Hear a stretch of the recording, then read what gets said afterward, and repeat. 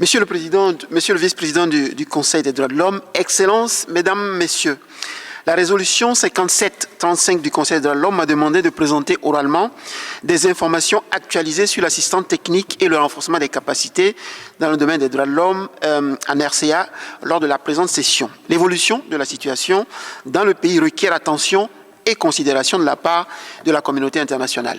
Monsieur le Vice-président, permettez-moi, avant toute chose, de présenter mes condoléances les plus attristées aux familles endeuillées et à la communauté éducative éplorée par le drame survenu le 25 juin au lycée Barthélemy Boganda, où des candidats qui composaient des épreuves de baccalauréat ont trouvé la mort et plusieurs autres blessés.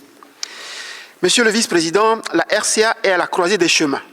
Ou bien la communauté internationale intensifie maintenant ses services d'appui technique pour que le pays émerge de l'insécurité qui constitue le terreau fertile des violations des droits de l'homme, ou bien la communauté internationale est démobilisée et les dividendes des efforts jusqu'ici consentis seront réduits à néant. Le relèvement de la RCA passe par la justice, et j'insiste là-dessus, la paix et le développement.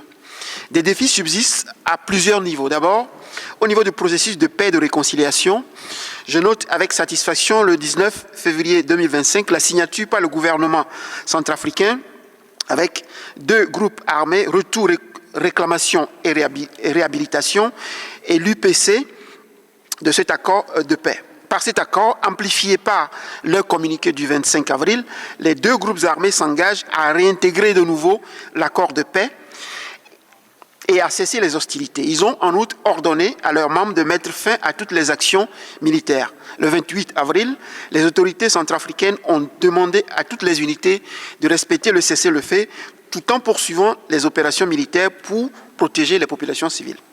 La population s'interroge sur le sort de ce nouvel accord au regard des comportements contradictoires des trois aires. En effet, au début du mois de juin, des factions rivales au sein de ce groupe armé se sont livrées à des hostilités meurtrières dans la localité de Dangangbabiri sur l'axe Bosangwa. D'autre part, les trois aires ont entamé à Kouy et à Sangrilim les opérations d'enregistrement de leurs éléments pour le désarmement.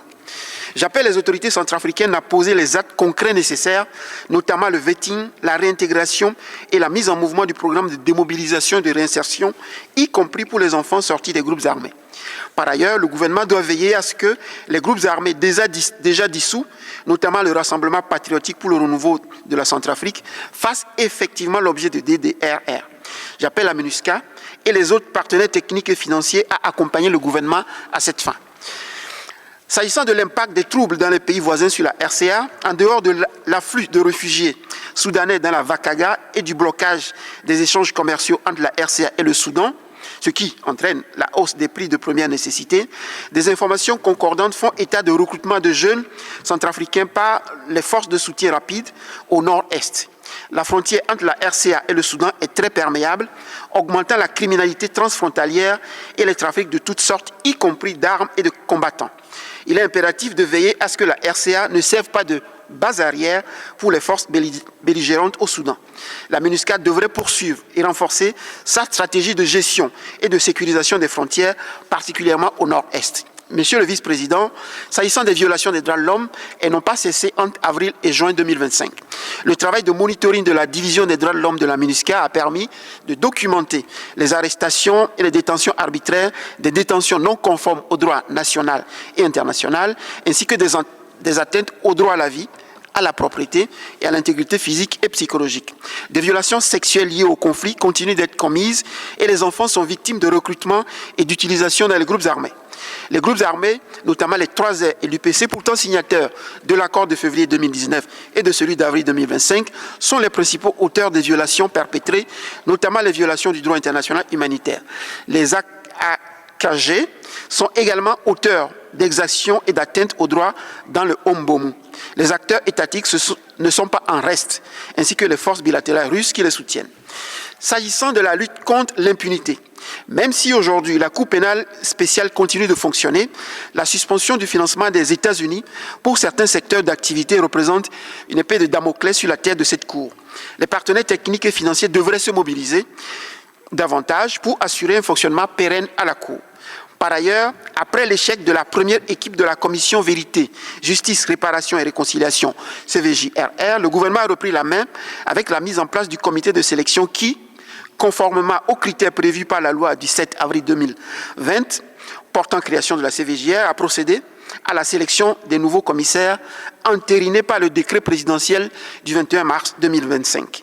Les 11 commissaires ont prêté serment le 10 avril. Toutefois, la constitution du bureau de la commission a révélé de nouveaux obstacles qui, s'ils ne trouvent pas dès à présent des réponses fermes, voire radicales, risquent d'obérer les opérations de la nouvelle équipe de commissaires. J'appelle les autorités centrafricaines à considérer le placement de la CVJRR sous l'égide du ministère de la Justice en vue de répondre davantage à sa mission de lutte contre l'impunité et de justice destinée à favoriser la réconciliation nationale. Comme je l'avais fait lors de la 57e session, j'appelle à nouveau les autorités à procéder sans délai à la révision de l'article 7 de la loi relative à la durée du mandat de la Commission. Malgré les efforts des autorités centrafricaines pour apporter des réponses concrètes aux violences sexuelles liées aux conflits et aux violences basées sur le genre, les programmes dédiés manquent de ressources. C'est le cas de l'UMIR qui doit davantage déployer ses efforts dans l'arrière-pays. S'agissant de l'espace civique, la Constitution du 30 août 2023 contient une charte des droits civils et politiques, notamment l'article 23 sur la liberté d'expression et l'article 25 sur la liberté de réunion. Ces dispositions garantissent la vitalité de l'espace civique en tant qu'indicateur du degré de l'exercice des droits et des libertés et de santé démocratique dans le pays. Des manifestations pacifiques de certains acteurs politiques et sociaux ont été refusées, limitées, empêchées ou entravées, comme celle du Bloc républicain pour la défense de la Constitution du 31 mai, ou encore celle organisée le 26 juin par les organisations de défense des droits de l'homme en hommage aux élèves victimes de la bousculade consécutive à l'explosion d'un transformateur électrique au lycée Barthélemy Boganda alors que ceux-ci y passaient les épreuves du baccalauréat. Cette marche pacifique a été dispersée par les forces de l'ordre et des défenseurs des droits de l'homme tels que Maître Fernand Mandé, Maître Paul Cressan-Beninga et M. Gervais Lacousseau ont été arrêtés, menottés, incarcérés avant d'être libérés. Les manifestations pacifiques ne peuvent pas être refusées pour les uns et autorisées pour les autres. La notion d'ordre public ne saurait constituer en elle seule un fondement suffisant à la restriction des droits et libertés fondamentaux, y compris lorsqu'elle est invoquée dans le cadre d'une disposition normative.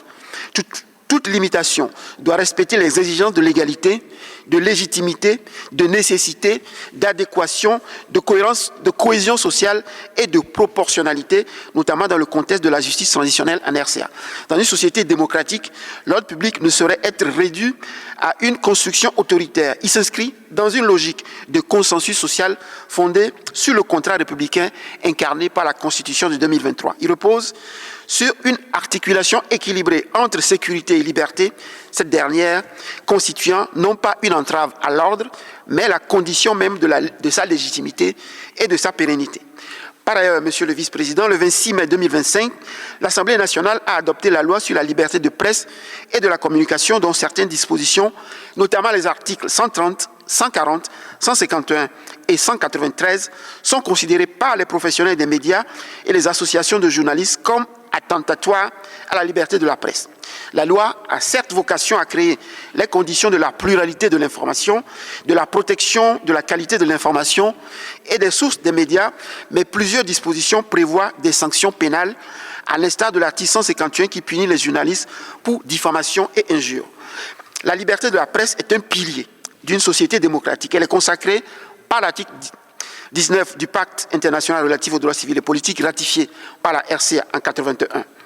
Elle garantit la transparence, le pluralisme et le contrôle démocratique du pouvoir. Sa restriction par des infractions pénales peut engendrer un effet d'intimidation et partant des réflexes d'autocensure contribuant à la réduction de la qualité de l'information et à l'affaiblissement du rôle des médias comme contre-pouvoir.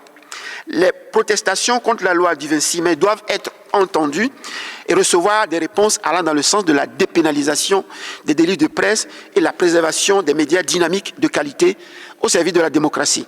Il appartient au chef de l'État de prendre ses responsabilités au regard de la promulgation de cette loi. Monsieur le vice-président, s'agissant des élections, le 26 juin, dans un communiqué, j'ai appelé les autorités à un ajustement institutionnel de l'autorité nationale des élections. au regard des exigences stratégiques, opérationnelles et organisationnelles du calendrier électoral 2025. Les retards et les dysfonctionnements constatés appellent à une prompte réaction visant à renforcer les capacités structurelles et fonctionnelles de l'ANE. Il est fort à craindre qu'en absence d'une telle réforme institutionnelle, les délais constitutionnels stricts des élections législatives et présidentielles ne soient pas respectés, ce qui plongerait le pays dans une crise politique. Les élections locales restent, comme je l'avais maintes fois souligné, un tremplin nécessaire vers la construction d'une gouvernance de proximité indispensable à la restauration et à la consolidation de l'autorité de l'État et à la réconciliation nationale. Je voudrais relayer ici l'appel du secrétaire général adjoint des Nations Unies, Jean-Pierre Lacroix, qui, le 26 juin, au Conseil de sécurité, a appelé la communauté internationale à accompagner la RCA dans l'organisation des élections de 2025 en fournissant les ressources qui manquent encore au budget électoral. S'agissant de la question du développement, la restauration et la consolidation de l'autorité de l'État ne seront effectives sans la réhabilitation des infrastructures routières, mais également celles dédiées à la justice, à l'éducation, à la santé, à l'eau potable, au sport et à la culture. La relance des activités économiques dépend également de ces infrastructures, comme le déploiement complet et la présence effective des agents et fonctionnaires de l'État dans l'arrière-pays. En outre, l'édification des leviers de la gouvernance locale, thème du dialogue de haut niveau lors de la 58e session du Conseil, est tributaire de la capacité des autorités et des partenaires techniques et financiers à adresser les défis visant à apporter les services sociaux de base à la population. Le Plan national de développement PND 2024-2028 est un instrument qui peut contribuer à atteindre les objectifs de développement, y compris ceux des ODD. La réalisation des projets correspondant aux différents axes du PND a vocation à relancer le relèvement du pays. Les partenaires techniques et financiers doivent inscrire leur appui dans les priorités définies par les autorités. Au regard de la forte dépendance de la RCA vis-à-vis de l'aide internationale, le rôle de la communauté internationale doit davantage s'orienter vers le renforcement des capacités techniques et stratégiques du gouvernement pour l'augmentation des ressources financières domestiques. Monsieur le vice-président, pour terminer, je voudrais lancer un vibrant appel aux groupes armés à renoncer à la violence et à déposer les armes. Le peuple centrafricain a besoin d'un processus de réconciliation apaisé. Les armes doivent se taire définitivement maintenant. Je vous remercie pour votre aimable attention. Singila Mingi.